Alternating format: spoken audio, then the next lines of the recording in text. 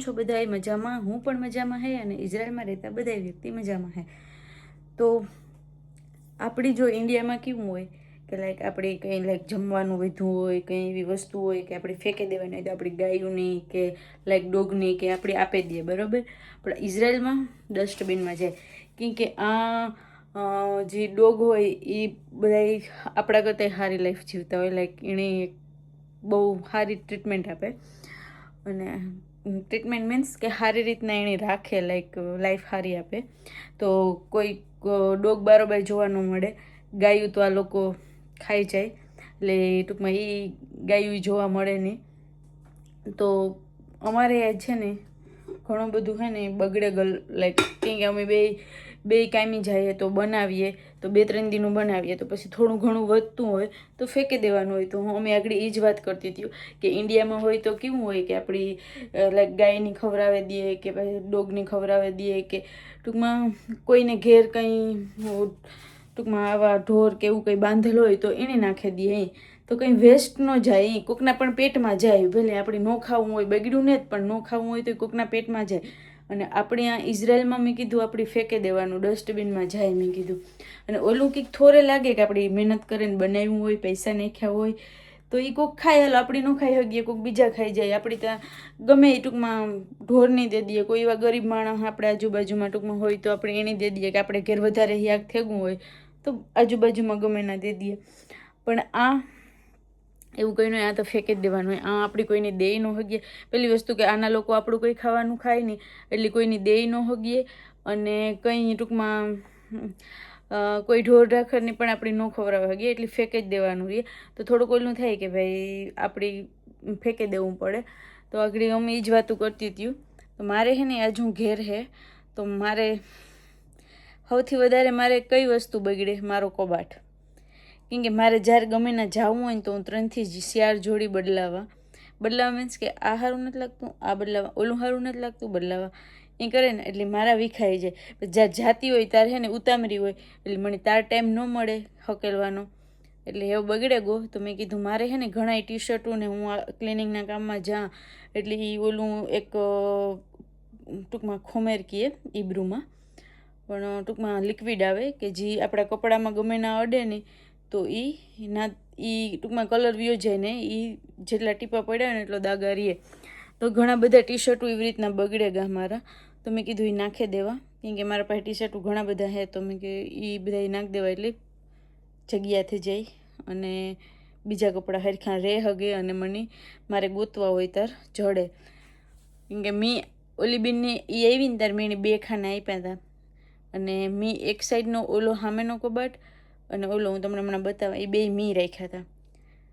તો અટાણે ઓલી પાસેથી 2 ખાના આપ્યા હતા ને એમાંથી 1 ખાના પાછા મેં મૂકી દીધા. તો એ હમણાં ન આવતી ને તો મને કે મારું એ 2 ખાના મને દીધા હતા, એમાંયથી પાછા કપડાં નાખી દીધા. એ કે મેં કીધું તું સાઈડમાં કરે ને તારા અટાણે મૂકી દે, હું ફ્રી હે ને તારે હમા કરી લે. તો આજ મારો વિચાર છે કે હું મારો કપડાનો કબાટ મસ્ત ગોઠવા. તો ચાલો ટ્રાય કરીએ. અને મારે એક બીજું એ છે કે મારે આ છે ને ગુલાબજાંબુ બનાવવા. તો પહેલાં વિચારા કે રસોઈને બધું કરે ને પછી કરા ગુલાબજાંબુ બનાવવા. અને ઘઉંનો લોટ ઓલો જાડો આવે ને એ કે દુખનો પડ્યો, તો મારે લાડવા બનાવવા. તો એ બે કરે અને પછી મારો કબાટ રેડી કરી. તો મળીએ આપણે થોડીક વાર પછી. ત્યાં સુધી બાય બાય. આપણી હાલે અટાણી ગુલાબજાંબુ બનાવવા.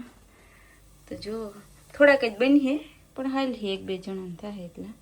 અને આ પેકેટ આવ્યું 21 શેકલનું ગુલાબજાંબુ બનાવવા. અને મારે છે ને પાણીપુરી ખાવાની ઈચ્છા છે.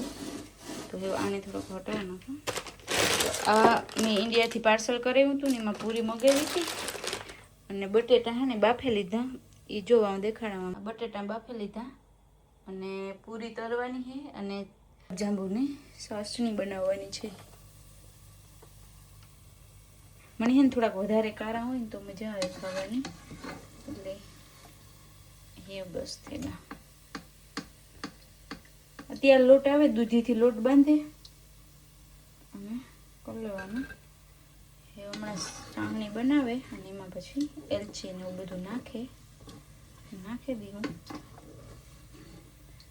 જોકે તમે એક વાહુ કહેતા એક વાહુ આ વજન ઉતારવાની વાતો કરતી હોય ને, એક વાહુ આવા નથી આના કરીને બેઠી હોય, પણ કારક ઈસા થઈ જાય નહીં, ન થઈ જાય.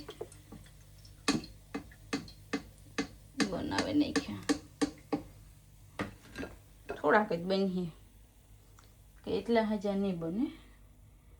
પછી મારે તરવી પૂરી, તો એ તેલ આમ થોડે જાય તો તરે જ નાખા પૂરી ના કોરા ચાહને મૂકી દો. સારું ગેસ મળીએ પછી. આપણી જો લાડવાની તૈયારીઓ થાય અને આની લોટની બાંધીને તેલમાં તરવાનું હોય ને પછી એને મિક્સરમાં ભૂકો કરવાનું હોય તો આપણે કરીએ.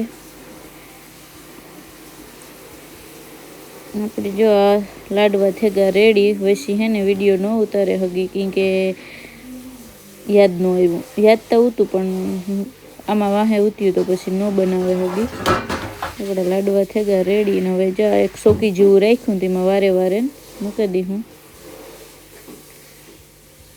જો મસ્ત ઘીમાં કોઈની ખાવા હોય તો હાલો. જોકે ઇન્ડિયા જેવા ને માં બનાવે એવા અંતા ન થાય. મને જાડા મોટા આવડ્યા તો બનાવ્યા. તમે બધા કમેન્ટમાં કીજો કેવાક બન્યા. આવી મસ્ત ડ્રાયફ્રૂટ ને બધું નાખે ને મસ્ત બનાવ્યા. સારા બન્યા. મણીતા ભાઈવા પછી તો ખબર નહીં. મણીતા મારા હાથનું બધું ભાવે. બીજાઓને ભાવતું હોય ન ભાવતું હોય ખબર નહીં. તો મતલબ કિલા એકના બનાવ્યા હતા તો મલક બધા થયા હતા. આપણા લાડવા થઈ ગયા રેડી અને ગુલાબજાંબુ થઈ ગયા રેડી. અને હું એ વટાણે થાકે ગઈ ઊભે કેમ કે કારની અને મિક્સર ટાણે જ મારું એક બગડે ગયું અને એક ટૂંકમાં એકમાં થોડી તળું ઉત્યું. તો ઓલા જીવો ઉતા એ થોડાક કડક ઉતા તો તૂટે ગયું અને આખા ઓલામાં આજુબાજુમાં લોટ થયું હતું. તો પછી બધું સાફ કર્યું અને એમાં મને વિડીયો બનાવવાનો કંઈ મોકો મળ્યો નહીં. તો હવે એ થાય કે આજ જો આરામ કરા મૂડ થાય તો હાંજી કબાટ સાફ કરી નકર કાલે નકર પમણાથી પાછી ગમે ત્યારે રજાઈ હે તાર. કેમ કે એક દીની માંડ લાઈક આરામ કરવાનો દી જાય. એમાં હું કંઈક ને કંઈક નથી આના કરતી હોય. કાં કંઈક વિડીયાને વાહે ભેજામારી કરા તો તૈયાર થવામાં આખો ટાઈમ જાય. કાં કંઈક ને કંઈક બનાવવા, કાં કબાટ હમું કરા, કંઈક ને કંઈક કાં કંઈક લેવા જવાનું હોય, કંઈક ને કંઈક હોય. એટલે મારે રજા આખી ઓલી થાય. એટલે વિચાર કરા કે અટાણાને કરવો કાલે કરી. કાલે નકર પરમ દી નકર જાર રજા મળીએ તાર. તો સારું મળીએ. આવો નવો સપોર્ટ કરતા લીજો. લાઈક કરજો, શેર કરજો, સબસ્ક્રાઈબ કરજો અને કમેન્ટ્સ કરવાનું ન ભૂલતા. લાડવા કેવા બન્યા એ કમેન્ટ્સ કરજો. ગુલાબજાંબુ કેવા બન્યા એ કમેન્ટ્સ કરજો. કેમ કે તમે સાખ્યા વગર તો તમને ખબર નહીં પડે. પણ ઘણા એ છે કે જેને જોવે નહીં કહે કે ના કલર સારો આવ્યો કે દેખાવમાં સારા આવતા ખબર પડે જાય. તો મને કીજો, જણાવીજો. ને બીજું કહું કેવું તું બસ એ જ. તો બાય મળીએ પાછા કાલે નવા વ્લોગમાં. Okay bye.